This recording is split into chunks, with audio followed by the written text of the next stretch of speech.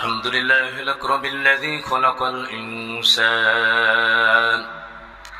وكرم وعلمه من البيان ما لم يعلم، ونشهد أن لا إله إلا الله وحده لا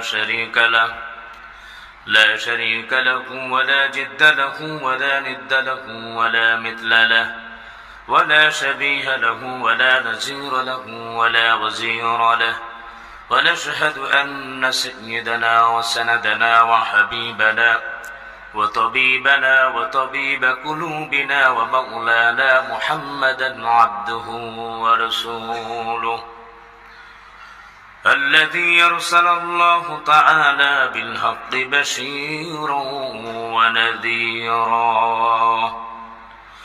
وداعيا إلى الله بإذنه وسراجا منيرا. فقد قال الله تعالى في كلامه المجيد والفرقان الحميد: أعوذ بالله من الشيطان الرجيم. بسم الله الرحمن الرحيم.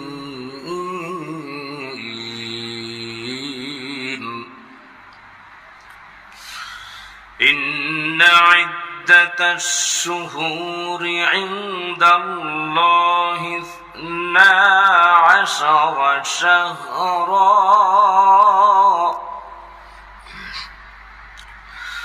12 شهرا في كتاب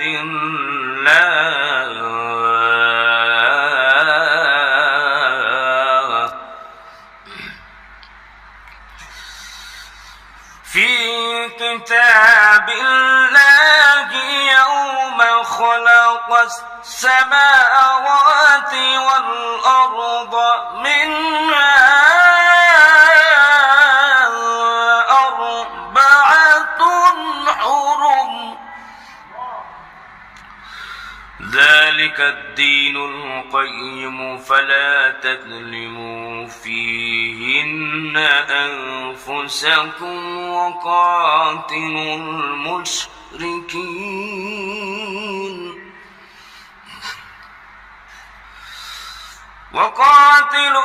المشركين كافة كما يقاتلونكم كافة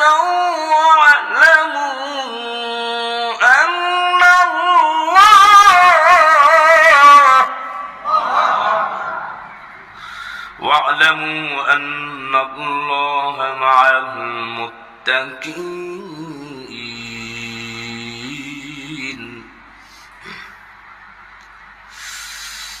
وقاتلوا المشركين كافة كما يقاتلونكم كافة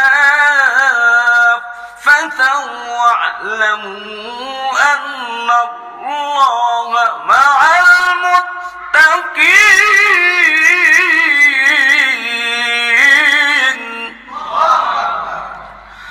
واعلموا أن الله مع المتقين.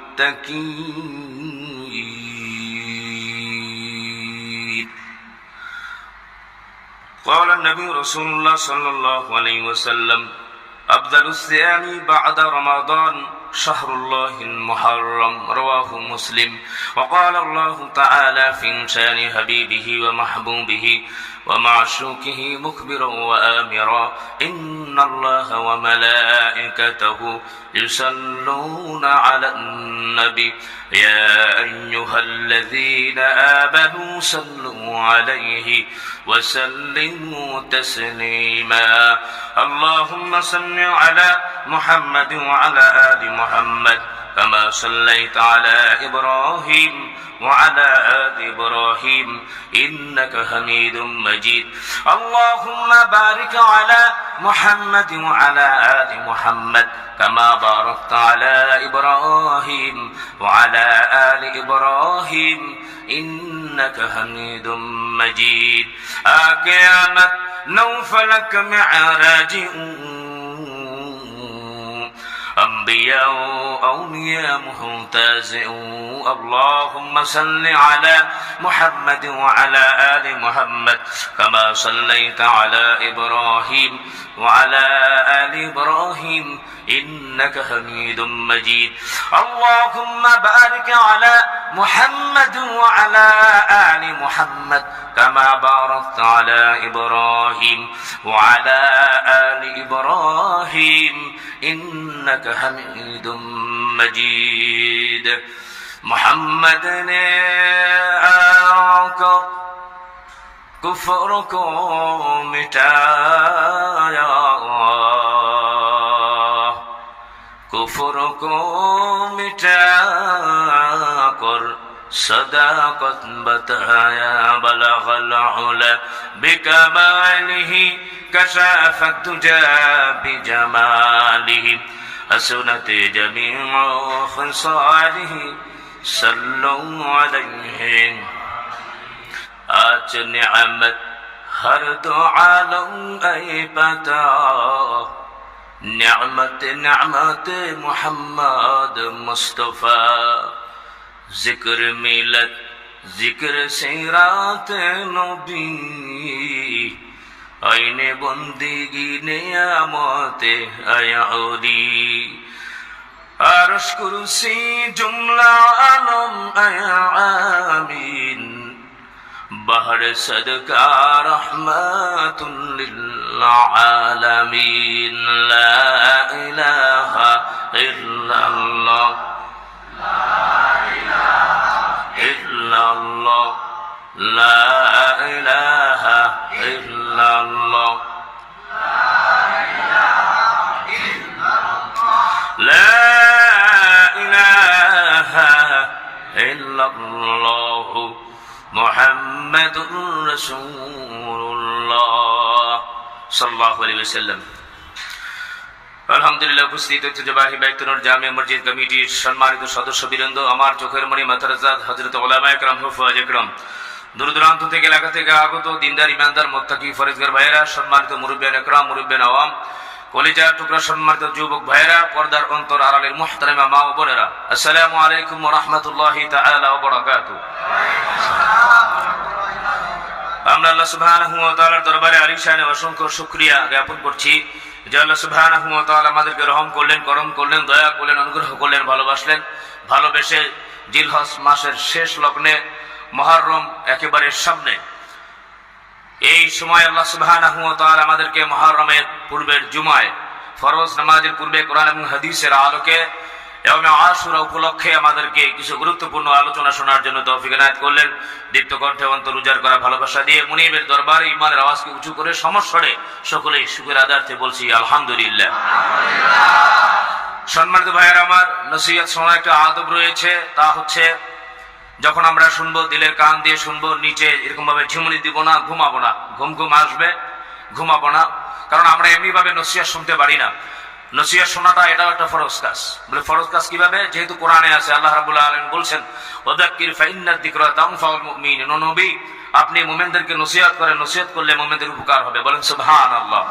এই জন্য দিলের কান দিয়ে যতক্ষণ পর্যন্ত শুনবো, এখন যেহেতু মসজিদে আছি আলোচনা করা হচ্ছে কোরআন এবং হাদিসের আলোকে, এর জন্য আমার উচিত হবে দিলের কান দিয়ে অন্য কোনো আমল বাদ দিয়ে এই আলোচনা শোনা।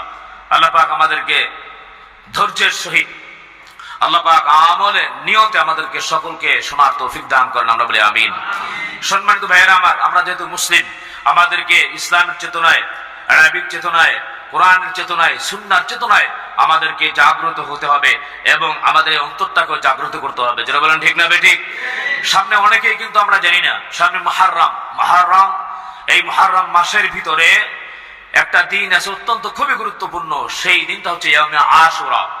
এই আশুরা হচ্ছে আসুন থেকে নির্গত, এর অর্থ হচ্ছে 10। যেহেতু মুহররম মাসের 10 তারিখে এটি ইয়মে আশুরা, এই 10 তারিখে অনুষ্ঠিত বিভিন্ন রকমের আল্লাহ সুবহানাহু ওয়া তাআলা কুদরতের নিদর্শন ঘটিয়েছেন। এর জন্য এই দিনটি খুবই তাৎপর্যপূর্ণ এবং খুবই বরকতপূর্ণ। সম্মানিত ভাইয়েরা আমার, আমরা অনেকে যদি জিজ্ঞেস করেন এরকম ভাবে, তোমরা জানো যে তুমি যে মুসলমান হয়েছো, তো তোমার নববর্ষ কবে? তো সে বলবে যে না, এখনো তো সময় হয় নাই। হ্যাঁ, এটা এখনো তো ডিসেম্বর আসে নাই। ডিসেম্বর যদি সেটা তো ফার্স্ট যে জানুয়ারি, হ্যাঁ, তো এটা তো দেরি আছে এখনো। আমরা সেটা বলবো 31st নাইট ডে, সেটা তো এখনো দেরি রয়েছে। ইয়ং সোসাইটিকে যদি আপনি জিজ্ঞেস করেন তাহলে তারা বুঝবে ওটা। এরপরে যদি যারা আছে আমরা বাঙালির চেতনায় খুব বেশি জাগ্রত, যাদের যে ইমানি চেতনার খবরই নেই, কোরআনের চেতনার খবর নাই, সুন্নাহর চেতনার খবর নাই, এদেরকে যদি জিজ্ঞাসা করেন তো তারা বলবে বৈশাখ মাস এখনো আসে নাই। তো তারা কি মনে করে যে শুভ নববর্ষ পালন করে বৈশাখ মাসে রমনার বটমূলে সেখানে যেয়ে কিছু গান গুন আর তাজা ইলিশ মাছ খাইয়া এরপরে মোটামুটি আপনার অশ্লীলতার মধ্যে আবদ্ধ হয়ে, হ্যাঁ, কিছু অর্থ বিবস্ত্র হয়ে কিছু মেয়েরা নাচানাচি গান, এরপরে শুটকি ভর্তা, বিভিন্ন রকমের কোন ভর্তার আয়োজনে সেই জায়গায় সমবেত হয় লোকজন। হ্যাঁ, যখন এমনি ভাবে খায় তখন তারা মনে করে যে এইটাই আমাদের নববর্ষ, বৈশাখ মাস। কিন্তু অত্যন্ত দুঃখ, আফসোস এবং পরিতাপের বিষয়, মুসলমানদের নববর্ষ হচ্ছে সামনে, সেটি হচ্ছে মুহররমের 1 তারিখ। ঠিক কিনা যারা বলেন? সম্মানিত ভাইয়েরা আমার, এই 4টি মাসকে আল্লাহ সুবহানাহু ওয়া তাআলা খুবই সম্মানিত করেছেন। জিলকাদ, জিলহজ, মুহররম আর রজব মাস আল্লাহর কাছ থেকে সবথেকে সম্মানিত এই 4টা দিন। সম্মানিত ভাইয়েরা আমার, খেয়াল করতে হবে মুহররম মাসের আবিধানিক অর্থ হলো সম্মানিত বা নিষিদ্ধ। জাহিলিয়াতের যুগ থেকে এই মাসে যুদ্ধ, বিগ্রহ এবং রক্তপাত নিষিদ্ধ ছিল। এই 4টা মাসের ভিতরে রক্তপাত হতো না, যুদ্ধ হতো না। কিন্তু সম্মানিত ভাইয়েরা আমার, যখন নবী করিম সাল্লাল্লাহু আলাইহি ওয়াসাল্লাম হুদায়বিয়ার যখন সন্ধি হয়, তো নবী করিম সাল্লাল্লাহু আলাইহি ওয়াসাল্লাম প্রথম বছর যখন অত্যন্ত আবেগপ্রুত ভাবে তাদের বিভিন্ন রকমের অত্যাচারের, নিষ্ঠুর, নির্মম নির্যাতনের শিকার হয়ে নবী করিম সাল্লাল্লাহু আলাইহি ওয়াসাল্লাম মক্কাতুল মুকাররমা থেকে যখন মদিনায় হিজরত করেন, তো তিনি যখন আবার উমরা এবং হজ করার জন্য এসেছিলেন, কাফের বেঈমানেরা তাকে হজ করতে দেয় নাই। তারা এমনি ভাবে তরবারি নিয়ে আসে নাই, কারণ তারা যুদ্ধ করতে আসে নাই। তারা বলছে এই 4 মাসের ভিতর যুদ্ধ বিগ্রহ হারাম। তো তারা বিভিন্ন রকমের শর্ত দিল। তো নবী করিম সাল্লাল্লাহু আলাইহি ওয়াসাল্লাম চলে গেলেন। পরের বছর এমনি ভাবে শর্ত দেওয়া হলো। তখন তারা, এই কাফের বেঈমানেরা মনে মনে তারা অভিপ্রায় ব্যক্ত করলো যে এখন তো মুহাম্মদ এবং তার সঙ্গপাঙ্গ যারা আছে এরা তো মোটামুটি অস্ত্র ছাড়া আসবে, এখন এবং তাদেরকে আক্রমণ করা যাবে, বলে নাউজুবিল্লাহ। তো তৎকালীন সময়ে যুদ্ধ বিদ্রোহ যখন এমনি ভাবে নাজায়েজ ছিল, পরবর্তীতে আল্লাহ রাব্বুল আলামিন মুমিনদেরকে সতর্ক করে দিয়েছেন, এটা পরক্ষণে জায়েজ করেছেন যে তোমাদেরকে কেউ যদি আক্রমণ করে তাহলে তোমরা এরকম ভাবে উত্তম ভাবে আক্রমণের জবাব দিবা, এর প্রতিকার তোমরা করবা, তোমরা আগে আক্রমণ করবে না। যেহেতু আল্লাহ সুবহানাহু ওয়া তাআলা পরে বলে দিয়েছেন ওয়ালামু, তোমরা জেনে রাখো আল্লাহ মাআল মুত্তাকিন, মুত্তাকি যারা থাকবে, ফরজগার যারা হবে, যারা কোরআন এবং সুন্নাহ মেনে চলবে, নবীর মুহাব্বত যাদের অন্তরের ভিতরে থাকবে, যাদের সকল কাজ কর্মকাণ্ড আল্লাহ সন্তুষ্টির জন্য হবে, মাআল মুত্তাকিন, এই মুত্তাকিদের সাথে আল্লাহ পাক থাকেন, বলেন সুবহানাল্লাহ। সম্মানিত ভাইয়েরা আমার, তো এই মাসে ভিতরে যে দিনটি রয়েছে ইয়াউমে আশুরা, সামনে আল্লাহ সুবহানাহু ওয়া তাআলা অনেক কুদরতের নিদর্শন ঘটিয়েছেন। সম্মানিত ভাইয়েরা আমার, হযরত আদম আলাইহিস সালামের আল্লাহ রাব্বুল আলামিনের কাছে যে তওবা করেছিল, সেই তওবা আল্লাহ পাক কবুল করেছেন এই ইয়াউমে আশুরায়, বলেন সুবহানাল্লাহ। এরপরে সম্মানিত ভাইয়েরা আমার, হযরত নূহ আলাইহিস সালাম আল্লাহ রাব্বুল আলামিনের কাছে বলেছিলেন যে আল্লাহ তাআলা এত বছর ধরে তাদেরকে ইনভাইট করলাম, দাওয়াত দিলাম, তারা শুনলো না, মানলো না। আল্লাহ, আমার স্ত্রীও আমাকে পাগল বলে, সন্তানও এরকম ভাবে বিপথে। তো ফাকালা নূহ রাব্বি, নূহ আলাইহিস সালাম আল্লাহ রাব্বুল আলামিনের কাছে বলছিলেন আল্লাহ তাআলা লা তাযারা আলাল আরদ, জমিনের ভিতরে একটা কাফেরের বংশকেও রেখো না। তো আল্লাহ রাব্বুল আলামিন তার দোয়াকে মঞ্জুর করেছিলেন, কবুল করেছিলেন। সম্মানিত ভাইয়েরা আমার, মহাপ্লাবন থেকে মুক্তি পেয়ে যেই দিন জুদি পাহাড়ের সন্নিকটে যখন তার এরকম ভাবে হযরত নূহ আলাইহিস সালামের সেই নৌকা কিস্তি ভিড়েছিল, ইয়াউমে আশুরার দিন, বলেন সুবহানাল্লাহ। এরপর সম্মানিত ভাইয়েরা আমার, প্রসিদ্ধ যে ঘটনাটি হযরত মূসা আলাইহিস সালাম, কারণ আল্লাহ রাব্বুল আলামিন সব সময় সর্বকালে নবীও পাঠিয়েছেন, কিতাবও পাঠিয়েছেন। আমরা তো আলহামদুলিল্লাহ ভাগ্যবান, সমস্ত নবীদের নবী, শ্রেষ্ঠ নবী আমাদের নবী মুহাম্মদুর রাসূলুল্লাহ সাল্লাল্লাহু আলাইহি ওয়াসাল্লাম। আবার সর্বশ্রেষ্ঠ কিতাব তাওরাত, জবুর, ইনজিল, এরকম ভাবে 110 খানা কিতাবের সহিহের ভিতরে চারখানা মূল, তাওরাত, জবুর, ইনজিল। সম্মানিত ভাইয়েরা আমার, এই কিতাবের ভিতরে সবথেকে উত্তম হচ্ছে মহাগ্রন্থ আল কুরআনুল কারীম। সুতরাং আমরা ভাগ্যবান বলা যেতে পারে। তো মূসা আলাইহিস সালাম আল্লাহ রাব্বুল আলামিন যখন তাকে পাঠালেন, পাপিষ্ঠ, অত্যাচারী, জুলুম বাস, সম্মানিত ভাইয়েরা আমার, ছিল মূসা আলাইহিস সালাম সামনে ফিরাউন। ফিরাউনকে প্রথম তাকে ইনভাইট করা হলো কিভাবে? হাল আতাকা হাদিসু মূসা إذ ناداه ربه بالوادي المقدس طوى اذهب إلى فرعون إنه طغى فقل هل لك إلى أن تزكى وأهديك إلى ربك فتخشى فأراه الآية الكبرى فكذب وعصى ثم أدبر يسعى فحاشر فنادى فقال أنا ربكم الأعلى বলেন নাউযুবিল্লাহ। আর জোরে বলেন নাউযুবিল্লাহ। হযরত মূসা আলাইহিস সালাম তাকে পাঠানো হলো, যাও। আল্লাহ নবীকে বললেন, হাল আতাকা হাদিসু মূসা, মূসা আলাইহিস সালামের ঘটনা কি তোমার কাছে পৌঁছায় নাই? ইয নাদাহু রাব্বুহু বিল ওয়াদিল মুকদ্দাস তুয়া, তখন তুয়া নামক জায়গায় হযরত মূসা আলাইহিস সালামকে আল্লাহ রাব্বুল আলামিন বলেছিলেন, তুমি ফিরআউনের কাছে যাও, ইযহাব ইলা ফিরআউনা ইন্নাহু তাগা ফাকুল হাল লাকা ইলা আন তাযাক্কা। মূসা আলাইহিস সালাম বললেন, তোমার কি, তুমি যেরকম ভাবে তুমি কুফরকে অন্তরে লালন করে তোমার অন্তরটাকে যে অপবিত্র হয়ে আছে, সেখান থেকে তুমি পবিত্র হতে চাও কি চাও না? যদি চাও তাহলে আমি তোমাকে পথ দেখাবো, ফাতাখশা, তুমি যাতে তোমার রবকে ভয় করতে পারো। সে সকলকে একত্রিত করে ফাহাশারা ফানাদা, সে বলল, কিসের রব, কিসের কি? ফাকালা আনা রাব্বুকুম আ'লা, আমি হচ্ছি সকল থেকে বড় রব। বলেন নাউযুবিল্লাহ। এর জন্য আল্লাহ পাক দুনিয়া ও আখিরাতে সবকিছু তাকে শাস্তি দিয়ে তাকে ধরেছে। তো এই পাপিষ্ঠ ফিরআউন যখন এমনি ভাবে বিভিন্ন রকমের অত্যাচার করা শুরু করেছিল বনী ইসরাইলের উপরে, আল্লাহ পাক মূসা আলাইহিস সালামের উপর ওহী নাযিল করলেন যে এমনি ভাবে অমুক দিন সূর্য ডোবার পরক্ষণেই তোমরা এই যে মিশরের যে নীলনদ দেখা যাচ্ছে এখান থেকে পার হয়ে তোমরা ওপার চলে যাবা। মূসা আলাইহিস সালাম তার অনুগত যারা আছে তাদেরকে নিয়ে যখন এমনি ভাবে যখন ওপার পারি হয়ে যাবে, নীলনদ পার হয়ে, ফিরআউন যখন খবর পেল তখন তার পশ্চাৎবরণ করলো। আল্লাহ তাআলা বলছেন, ওয়াজাওয়াজনা বিবানি ইসরাঈল আল বাহর ফাআতবাআহুম ফিরআউন ওয়া জুনুদুহু বাগয়ান ওয়া আদা হাত্তা ইযা আদরাকাহুল গরক قال آمنت أنه لا إله إلا الذي آمنت به بنو إسرائيل وأنا من المسلمين। তো যখন আল্লাহ রাব্বুল আলামিন বললেন, স্মরণ করো সে সময়ের কথা যখন বনী ইসরাইলকে আমি পার করে দিলাম, আর যখন তাদের পিছু নিয়েছিল ঈমানদার যারা তাওহীদে বিশ্বাসী, তাদের পিছু নিয়েছিল ফিরআউন। এরপর ফিরআউন যখন পিছু নিয়েছিল, অনেক বড় ঘটনা, আমি সেদিকে যাচ্ছি না। আল্লাহ রাব্বুল আলামিন মুমিনদের জন্য 12টি রাস্তা করে দিলেন। বলেন সুবহানাল্লাহ। তো যখন ফিরআউন যখন মধ্যখানে আসলো, এখন সেই ফিরআউন বেঁচে আছে, নেটে সার্চ দিয়ে আপনারা ওর চেহারাটা দেখেন, প্রচুর লম্বা ছিল।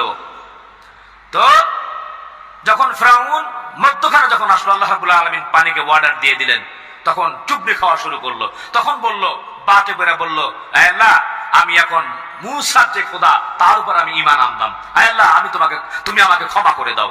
আল্লাহ রাব্বুল আলামিন তৎকালীন সময়ের ভিতরে ফিরআউনকে কিন্তু ক্ষমা করে নাই। আর আমরা যারা ঈমানদার, যারা আখিরি জামানার নবীর উম্মত, মৃত্যুর পূর্বক্ষণে যদি তওবা করতে পারি, জীবনের গুনাহগুলো ক্ষমা করে দিয়ে জান্নাত দিয়ে দিবেন, আল্লাহ পাকের ওয়াদা রয়েছে। বলেন সুবহানাল্লাহ। তো আল্লাহ রাব্বুল আলামিন বলেন, এখন আলআন ওয়াকাদ আসাইতা ক্বাবলু ওয়া কুনতা মিনাল মুফসিদিন, একটু আগে তুই বাড়াবাড়ি করেছিলি, ক্ষমতা দিয়েছিলাম, পাওয়ার দিয়েছিলাম, লোকবল, জনবল, রাষ্ট্রবল, বাহুবল আমি তোকে দিয়েছিলাম, কিন্তু তুই সেটা সঠিক কাজে ব্যবহার না করে আমার তাওহীদে বিশ্বাসী যে লোক ছিল, তো তাদের পিছু তুই নিয়েছিস, তাদেরকে অত্যাচার করেছিস, কত বনি আদমকে তুই হত্যা করেছিস। আজকে আমি তোকে ধরবো, মনে রাখিস আমি ছাড় দেই কিন্তু ছেড়ে দেই না। এরপরে সম্মানিত ভাইয়ের আমার, ফিরআউন সেখানে নিমজ্জিত হয়ে শেষ হয়ে গেল। তো এমনি ভাবে সেই যেই দিন হযরত মূসা আলাইহিস সালাম এবং বনী ইসরাইলকে আল্লাহ রাব্বুল আলামিন এই পাপিষ্ঠ, অনাচার এবং অত্যাচারী ফিরআউন থেকে মুক্তি দিয়েছিলেন, সেই দিনটাই হচ্ছে ইয়াউমে আশুরা। বলেন সুবহানাল্লাহ।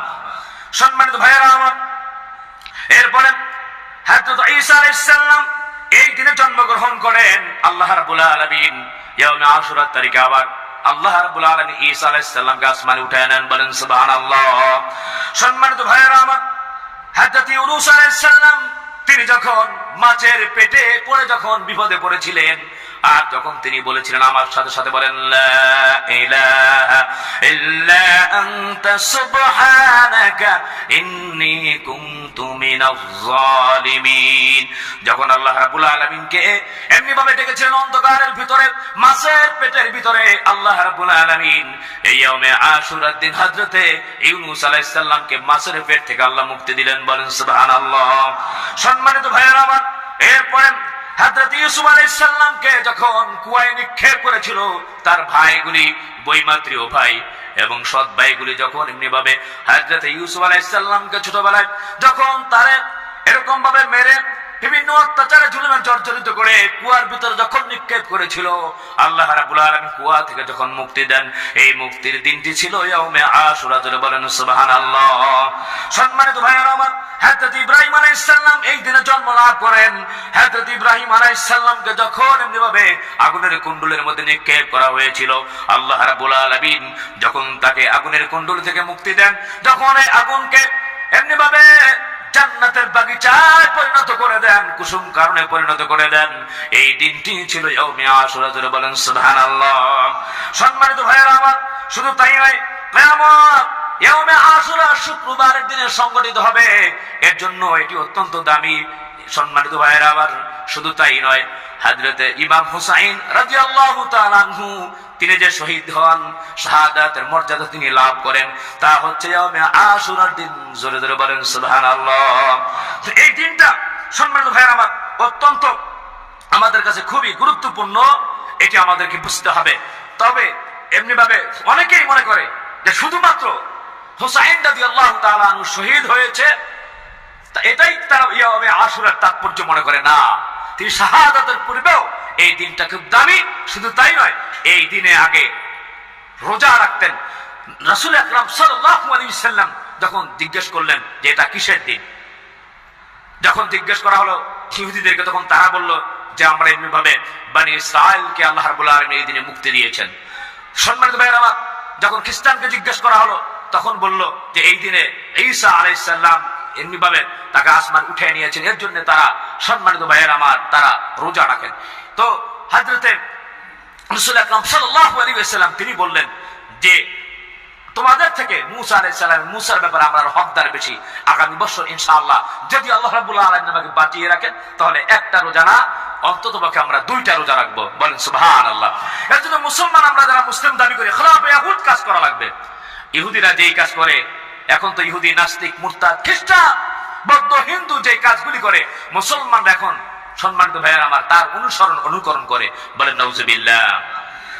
সম্মানিত ভাইয়েরা আমার, হাদিস শরীফের ভিতরে রয়েছে আন ইবনে আব্বাস রাদিয়াল্লাহু তাআলা আনহুমা أن رسول الله صلى الله عليه وسلم قدم المدينة فوجد اليهود صيام يوم عاشوراء فقال لهم رسول الله صلى الله عليه وسلم ما هذا اليوم الذي تصومونه فقالوا هذا يوم عظيم أنجى الله فيه موسى وقامه وغرق فرعون وقامه فصابه موسى شكرا فنحن نصومه فقال رسول الله صلى الله عليه وسلم فنحن أحق وأولى بموسى منكم فصامه رسول الله صلى الله عليه وسلم وأمر بالصيام زربلن سبحان الله সম্মানিত ভাইয়েরা আমার, আব্দুল্লাহ ইবনে আব্বাস রাদিয়াল্লাহু তাআলা আনহু থেকে বর্ণিত, তিনি বলেন রাসূল আকরাম সাল্লাল্লাহু আলাইহি সাল্লাম যখন হিজরত করে মদিনায় আগমন করলেন, তখন তিনি ইহুদিদেরকে আশুরার দিবসে রোজা রাখতে দেখলেন, অথবা তিনি তাদেরকে বললেন এই দিনে তুমি কেন রোজা রেখেছো তোমরা? তখন তারা বলল এটি মহান দিন, এই দিনে আল্লাহ তাআলা মূসা আলাইহিস সালাম এবং তার সম্প্রদায়কে মুক্তি দিয়েছিলেন, ফিরআউন ও তার সম্প্রদায়কে নিমজ্জিত করেছিলেন। ফলে মূসা আলাইহিস সালামের এই কৃতজ্ঞতা স্বরূপ আমরা এই দিনে রোজা রাখি। নবী করিম বললেন ফানাহনু আহাক্কু ওয়া আওলা বিমূসা মিনকুম ফাসামাহু রাসূলুল্লাহ ওয়া আমারা বিসিয়ামি। নবী করিম সাল্লাল্লাহু আলাইহি সাল্লাম বললেন, আমরা তো তোমাদের থেকে মুসা আলাইহিস সালামের অধিক নিকটবর্তী, অধিক হকদার। পরবর্তী বছর রাসূল আকরাম সাল্লাল্লাহু আলাইহি সাল্লাম সেদিন রোজা রাখলেন এবং উম্মতি মুহাম্মাদীদেরকে রোজা রাখার নির্দেশ দিলেন। বলেন সুবহানাল্লাহ। একটা আমল পেলাম আমরা, ইয়াউমে আশুরার দিন আমরা রোজা রাখবো ইনশাআল্লাহ। মনে থাকবে ইনশাআল্লাহ। আল্লাহ আমাদের কবুল করেন, আমরা বলি আমিন। কারণ এই রমজানের রোজার পরেই আশুরার রোজার অবস্থান। সম্মানিত ভাইরা আমার, নবী করিম সাল্লাল্লাহু আলাইহি ওয়াসাল্লাম সহিহ মুসলিম শরীফের ভিতরে বলছেন, আবি হুরায়রা রাদিয়াল্লাহু তাআলা আনহু قال قال النبي رسول الله صلى الله عليه وسلم افضل الصيام بعد رمضان شهر الله المحرم وافضل الصلاه بعد الفريضه صلاه الليل। বলে সুবহানাল্লাহ। নবী করিম সাল্লাল্লাহু আলাইহি ওয়াসাল্লাম বললেন যে রমজানের পরে সর্বোত্তম রোজা হচ্ছে আশুরার রোজা। আর নবী করিম সাল্লাল্লাহু আলাইহি ওয়াসাল্লাম বললেন যে ফরজ নামাজের পরে সর্বোত্তম নামাজ হচ্ছে সালাতুল লাইল, তাহাজ্জুদের নামাজ আল্লাহর কাছে বেশি প্রিয়। বলেন সুবহানাল্লাহ। এর জন্য অত্যন্ত দামি আমরা এই রোজাটি রাখবো ইনশাআল্লাহ। আশুরার রোজা রাখলে আসুন আমরা জেনে নেই আমাদের কি লাভ। নবী কতাদা রাদিয়াল্লাহু তাআলা আনহু قال النبي رسول الله صلى الله عليه وسلم وصيام يوم عاشوراء احتسب على الله ان يكفر السنه التي قبل رواه مسلم। বলেন সুবহানাল্লাহ।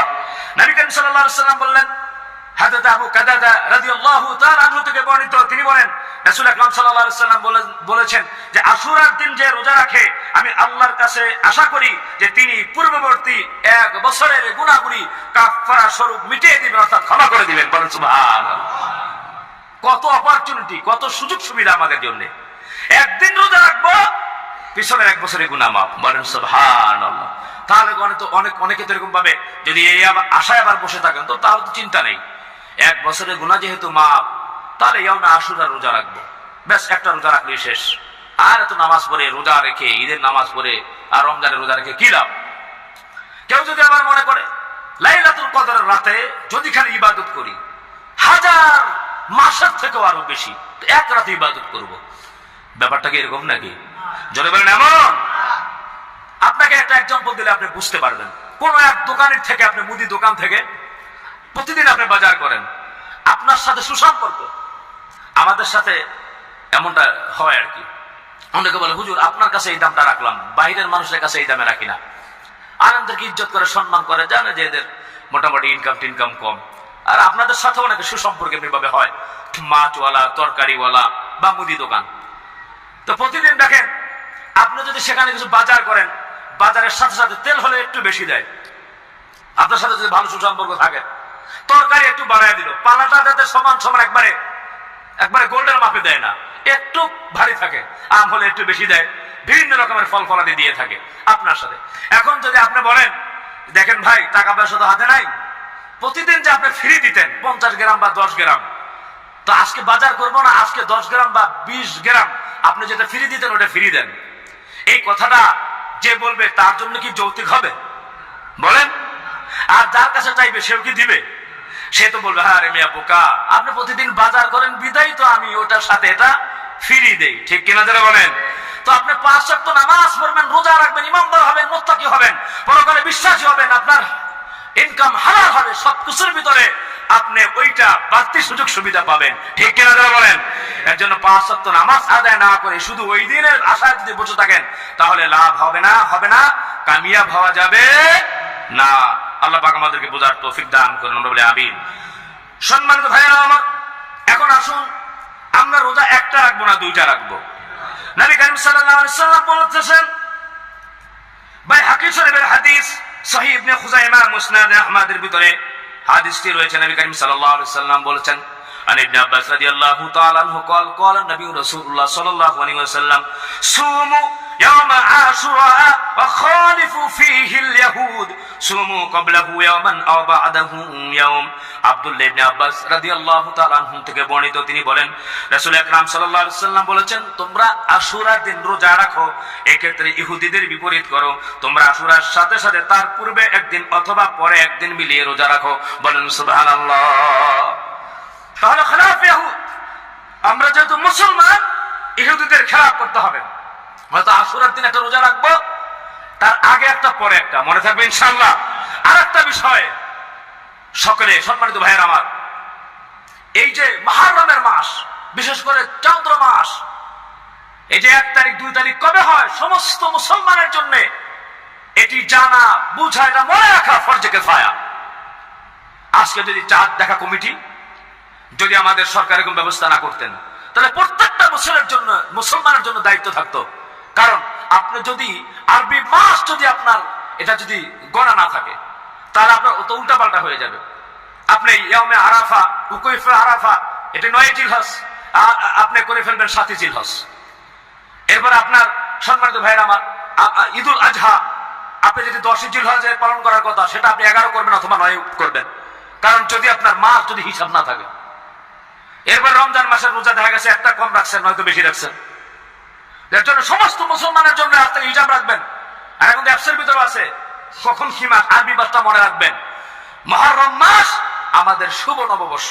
এই দিন বেশি বেশি করে এক মুহররম ইবাদত করবেন, ইবাদতে আত্মনিয়োগ করবেন কোরআন সুন্নাহ অনুযায়ী।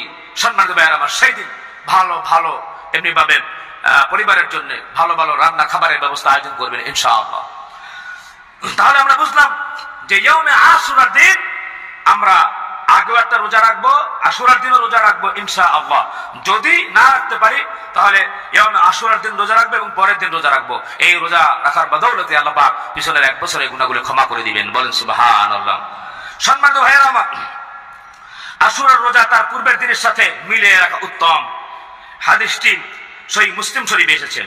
আর আব্দুল্লাহ ইবনে আব্বাস রাদিয়াল্লাহু তাআলা আনহু يقول يحون صام رسول الله صلى الله عليه وسلم يوم عاشوراء وامر بصيامه قالوا يا رسول الله انه يوم تعظمه اليهود والنصارى فقال رسول الله فاذا كان العام المقبل ان شاء الله سمنا اليوم التاسع قال فلم يأت العام المقبل حتى توفي رسول الله صلى الله عليه وسلم بل سبحان الله।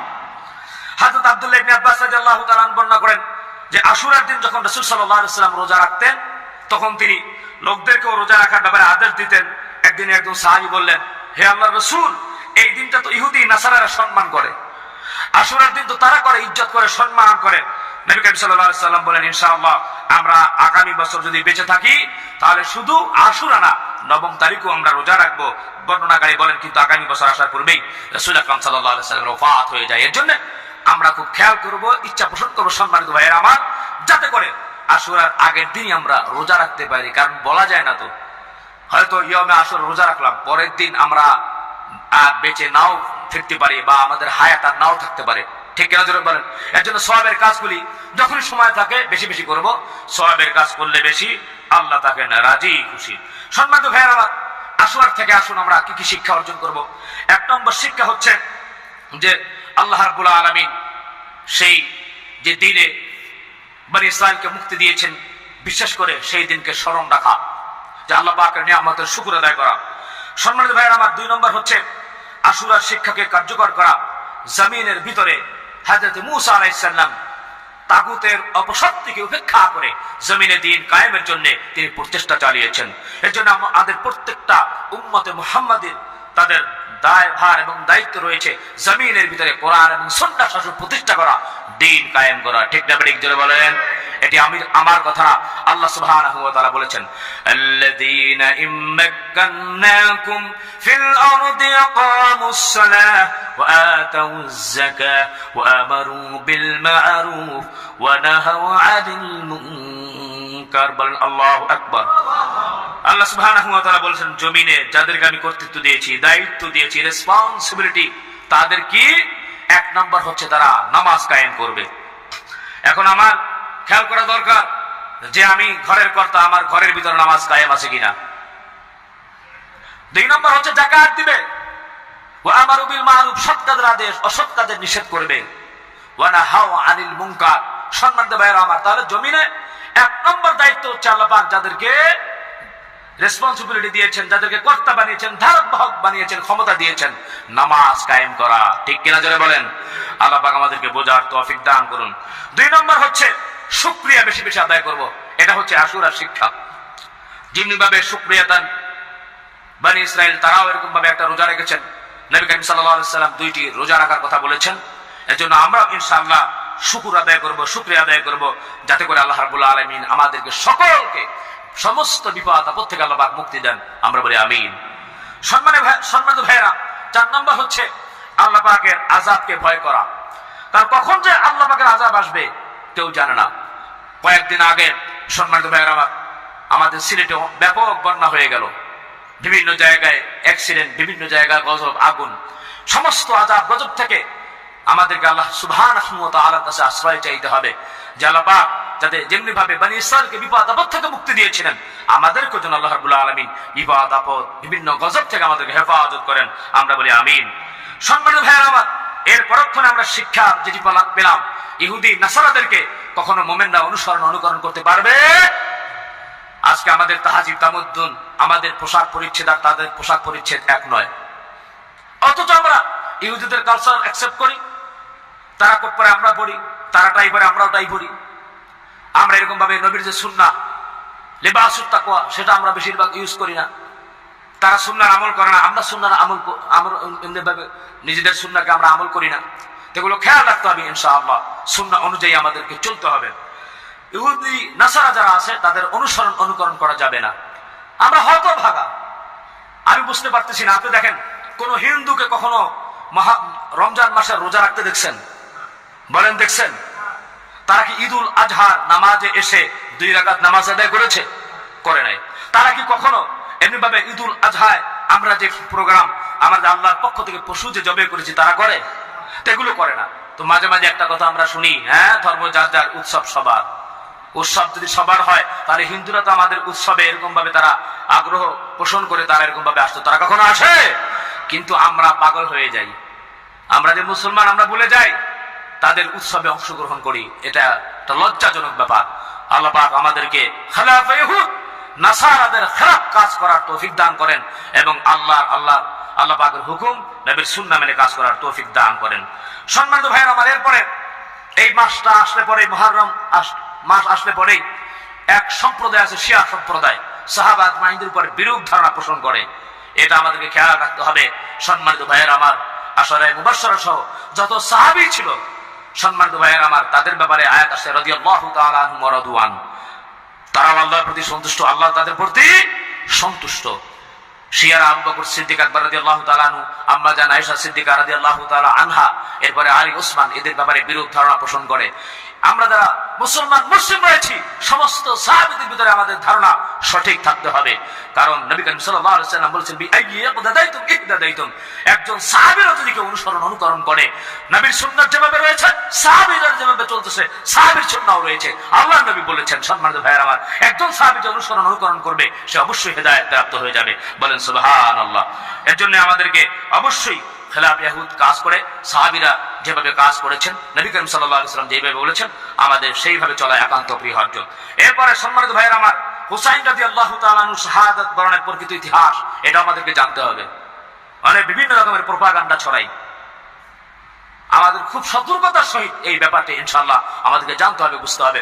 আল্লাহ পাক যদি তৌফিক দান করেন ইনশাআল্লাহ, তাহলে আমি ইনশাআল্লাহ পরবর্তী জুমা আবার ইনশাআল্লাহ আমি উপস্থাপন করার চেষ্টা করব। এরপর সম্মানিত ভাইয়েরা আমার, না যায় যে কাজগুলি এগুলো আমরা জেনে নেই।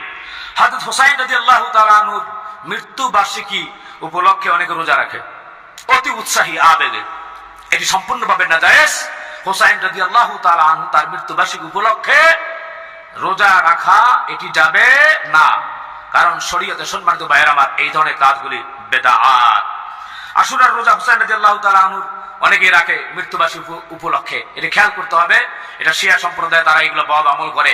আল্লাহ পাক আমাদের সুন্নাত ওয়াল জামাতের মধ্যে আমরা যারা অনুসারী আছি, আমরা যেন এই গুনার কাজগুলি না করি। এরপর সম্মানিত ভাইয়েরা আমার, তাজিয়া মিছিল বা শোক মিছিল সামনে হবে।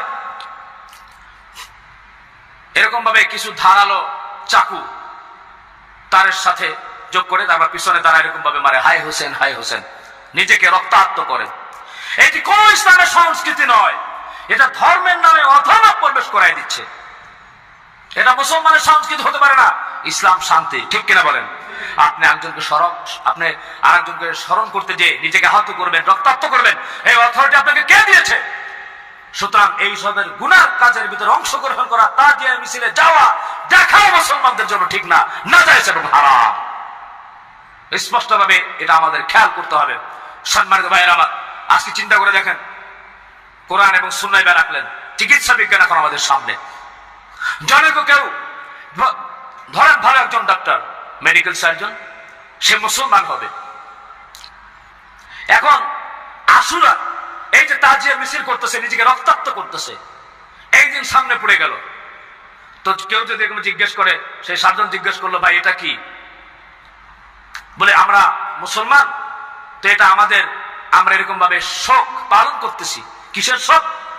বলে আমাদের নবীর দৌহিত্র প্রিয় নাতি, আমাদের কলিজার টুকরা হুসাইন রাদিয়াল্লাহু তাআলা আনহু শাহাদাত বরণ করছেন, এর জন্য আমরা নিজেকে রক্তাক্ত করে আমরা এমনি ভাবে নিজেকে সেই দিন পালন করতেছি। তখন সে তো ইন্টেলিজেন্ট ব্যক্তি, তো সে মনে মনে ভাববে, হায় হায়, এটা যদি হয় মুসলমানের সংস্কৃতি, হ্যাঁ, সাইরা দেমা কাঞ্জাবাসী, আমার দরকার এরকম মুসলমানের হওয়ার, যে মুসলমান হইতে হইলে এরকম আশুরার দিন এরকম আমার এই সংস্কৃতি পালন করতে হবে, নিজেকে আহত করতে হবে, রক্তাক্ত করতে হবে, হ্যাঁ, চাবুক মারতে হবে, পিছনে এরকম ভাবে ছুরি দিয়ে নিজেকে আহত করতে হবে, প্রয়োজন নাই আমার। বলেন নাউজুবিল্লাহ।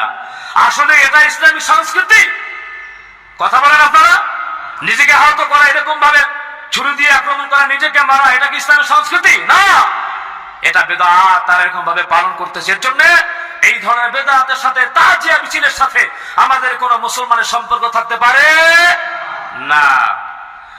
সম্মানিত ভাইয়েরা আমার, নবী করিম সাল্লাল্লাহু আলাইহি ওয়াসাল্লাম বলেছেন, আন যায়নাব বিনতে আবি সালামা قالت لما جاء نعي ابي سفيان من الشام دعت ام حبيبه رضي الله تعالى عنها بصفه في اليوم الثالث فمسحت عارضيها وذراعيها وقالت اني كنت عن هذا لغنية لولا اني سمعت النبي رسول الله صلى الله عليه وسلم يقول لا يحل لامرأة تؤمن بالله واليوم الاخر ان تحد على ميت فوق ثلاث إلا على زوج فإنها تحد عليه 4 أشهر وعشرا।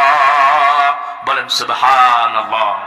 সম্মানিত ভাইরা আমার, যায়নাব বিনতে আবু সালামা রাদিয়াল্লাহু তাআলা আনহা থেকে বর্ণিত একটি হাদিস, তিনি বলেন, শাম সিরিয়া হতে আবু সুফিয়ানের মৃত্যুর খবর পেল উম্মে হাবিবা রাদিয়াল্লাহু তাআলা আনহা। খবর পাওয়ার পরে 3 দিন যখন পার হয়ে গেল, তখন তিনি নিজের পাজরে তিনি আতর মাখলেন, সুগন্ধি তিনি মাখলেন। যখন আশেপাশের মহিলা জিজ্ঞেস করলো যে আপনার বাবা দুনিয়া থেকে বিদায় হয়ে গেছে, এখনই আপনি সুগন্ধি মাখা শুরু করছেন, হযরত উম্মে হাবিবা রাদিয়াল্লাহু তাআলা আনহা বললেন যে নবী করিম সাল্লাল্লাহু আলাইহি ওয়াসাল্লামকে আমি বলতে শুনেছি যে মহিলা আল্লাহ তাআলা কিয়ামতের উপরে বিশ্বাস রাখে, স্বামী ব্যতীত, অর্থাৎ কোন মৃত্যুর জন্য সে যেন 3 দিনের বেশি শোক প্রকাশ না করে, স্বামীর জন্য মাত্র 4 মাস, এমনিভাবে 3 দিনের বেশি শোক পালন করা যাবে না। স্বামীর জন্য একমাত্র 4 মাস 10 দিন সে শোক পালন করবে, এছাড়া অন্য কারো ব্যাপারে 3 দিনের বেশি শোক পালন করা যাবে। মনে থাকবে তো ইনশাআল্লাহ? ইসলামিক শরিয়া শোক পালন করা যাবে না। তাহলে কি, বাবা মা দুনিয়া থেকে বিদায় হয়ে গেছে, 3 দিনের বেশি শোক না, 3 দিন এবারের জন্য তাদের জন্য দোয়া। আর শোক বুক চাপড়ানো, কাপড় ছিঁড়া, হ্যাঁ, নিজেকে পাগলের মতো এরকম ভাবে উপস্থাপন করা, এটি শরিয়া নিষেধ করেছেন, নবী করিম সাল্লাল্লাহু আলাইহি ওয়াসাল্লাম নিষেধ করেছেন। সম্মানিত ভাইয়েরা আমার, যারা মাতম করবে, নিজেদের শরীরে আঘাত করবে বা চিৎকার করলে, তাদের সম্মানিত ভাইয়েরা আমার কি গুনাহ হবে? নবী করিম সাল্লাল্লাহু আলাইহি ওয়াসাল্লাম বলেছেন, আন আবি হুরায়রা রাদিয়াল্লাহু তাআলা আনহু قال قال النبي رسول الله صلى الله عليه وسلم اثنتان في الناس هما بهم كفر الطعن في النسب والنياحة على الميت। নবী করিম সাল্লাল্লাহু আলাইহি ওয়াসাল্লাম বলে দিয়েছেন যে 2টা জিনিস হচ্ছে কুফরি। 2টা জিনিস কি? যদি বলেন কি? 1 নম্বর হচ্ছে বংশের খোঁটা দেওয়া। বংশের কি? খোঁটা দেওয়া। মুসলমান, আমি অমুক বংশের, তুমি তমুক বংশের, খোঁটা দেওয়া যাবে।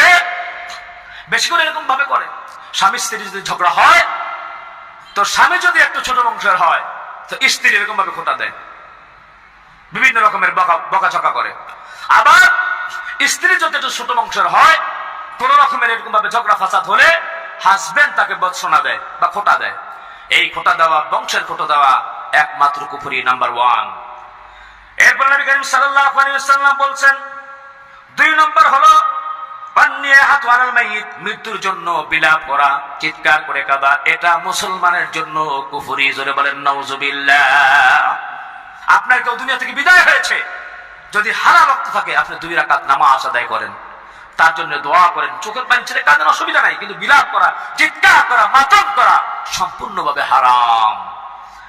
সম্মানিত ভাইয়েরা আমার, عن أبي مالك الأشعري رضي الله تعالى عنه حدثه أن النبي رسول الله صلى الله عليه وسلم قال أربع في أمتي من أمر الجاهلية لا يتركونهن الفخر في الأحساب والطعن في الأنساب والاستسقاء بالنجوم والنياحة. وقال النائحة إذ لم تتب قبل موتها تقام يوم القيامة وعليها سربال من قطران ودرع من جراب.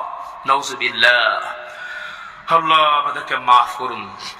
আবু মালিক আশআরী রাদিয়াল্লাহু তাআলা আনহু বর্ণিত, নবী করিম সাল্লাল্লাহু আলাইহি সাল্লাম বললেন, আমার উম্মতের মাঝে চারটি কাজ হলো জাহিলিয়াতের প্রথা, যা তারা ত্যাগ করবে না।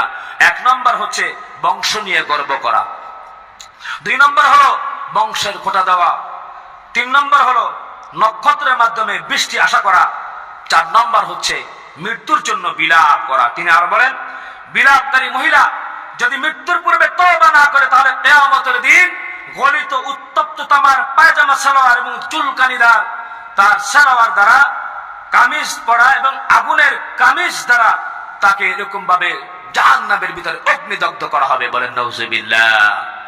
এর জন্য অনেক মা বোন বুঝে না, পিতা দুনিয়া থেকে বিদায় হয়, ভাই দুনিয়া থেকে বিদায় হয়, তারা মাতম করে, চিৎকার করে, বিলাপ করে। নাউযুবিল্লাহ মিন যালিক। আমাদেরকে বিলাপ চিৎকার এগুলো করা যাবে না। সম্মানিত ভাইরা আমার, নবী করিম সাল্লাল্লাহু আলাইহি ওয়াসাল্লাম বলেছেন হাদিসের ভিতরে যে ওই সব উম্মত আমার দলভুক্ত নয়। তারা কারা? আব্দুল্লাহ ইবনে নবী রাসূলুল্লাহ সাল্লাল্লাহু আলাইহি ওয়াসাল্লাম قال ليس منا من ضرب الخدود وشق الجيوب ودعا بدعوى الجاهليه। নবী করিম সাল্লাল্লাহু আলাইহি ওয়াসাল্লাম বলেছেন, হযরত আব্দুল্লাহ ইবনে মাসউদ রাদিয়াল্লাহু তাআলা আনহু এটি বর্ণনা করেন যে ওই ব্যক্তি আমার দলভুক্ত নয়। এক নম্বর, যে ব্যক্তি গাল চাপড়ায়, বুকের কাপড় ফেলে ফেলে। ওই সব মেয়েরা, অনেক সময় ছেলেরা এমন করে, বুকের কাপড়গুলো ছিঁড়ে ফেলে, বিলাপ করে, গাল চাপড়ায় এবং জাহিলি যুগের মতো ডাকছে বিলাপ করে। জোরে বলেন নাউযুবিল্লাহ। সম্মানিত ভাইয়েরা আমার, অন্য হাদিসের ভিতরে রয়েছে যে নবী করিম সাল্লাল্লাহু আলাইহি সাল্লাম তার সাথে সম্পর্ক ছিন্ন করেন ওই মহিলা থেকে যে বিলাপ করে কাঁদে, মাথার কেশ মুন্ডন করে এবং নিজের পরিহিত কাপড়গুলো ছিঁড়ে ফেলে। বলেন নাউযুবিল্লাহ। সম্মানিত ভাইয়েরা আমার, আরো অনেক বিদআত রয়েছে এই মাসে পরিলক্ষিত হয়। তাজিয়া মিছিল, এরপরে হুসাইন আলাইহিস সালাম, হযরত হুসাইন রাদিয়াল্লাহু তাআলা আনহু তার এরকম ভাবে কবরকে রূপক কবর হিসাবে বানায়, তারপর তওয়াফ করে। বলেন নাউযুবিল্লাহ। তওয়াফ একমাত্র খানায় কাবা ছাড়া সম্মানিত ভাইয়েরা আমার অন্য কোন জায়গায় তওয়াফ করা যাবে না। আর তারা রূপক কবর বানায় তওয়াফ করে, এগুলো সম্মানিত ভাইয়েরা আমার নিষিদ্ধ কাজ। সুতরাং এই মুহররম মাস অত্যন্ত গুরুত্ব। চারটি মাসের ভিতরে আল্লাহ সুবহানাহু ওয়া তাআলা মুহররম মাসটা খুবই মূল্যায়ন করেছেন। এই মাসের ভিতরে উত্তম যেই দিনটি রয়েছে ইয়াউমে আশুরা। আশুরার আমল হচ্ছে, আপনারা শুনেছেন, প্রথম দিন রোজা রাখবো, যদি না পারি পরের দিন রোজা রাখবো। এই রোজা রাখার কারণে আল্লাহ সুবহানাহু ওয়া তাআলা পিছনের 1 বছরের জীবনের গুনাহগুলো ক্ষমা করে দিবেন। বলেন সুবহানাল্লাহ। এরপরের আমলটি হচ্ছে ওই দিন চেষ্টা করবে ইনশাআল্লাহ সম্মানিত ভাইয়েরা আমার ভালো বাজার করার জন্য, বিশেষ করে আশুরার দিন উন্নত মানের বাজার করবে ইনশাআল্লাহ। যার যেরকম সাধ্য আছে আল্লাহ সুবহানাহু ওয়া তাআলা পুরো বছরের জন্য বারাকা দিয়ে দিবেন। বলেন সুবহানাল্লাহ। আর তাজিয়া মিছিল, এরপরে বুক চাপড়ানো, এরপরে সম্মানিত ভাইয়েরা আমার আরো যতগুলি এরকম ভাবে বেদাতি কাজ আছে, এই কাজ থেকে আমাদেরকে নিজেকে হেফাজত রাখতে হবে।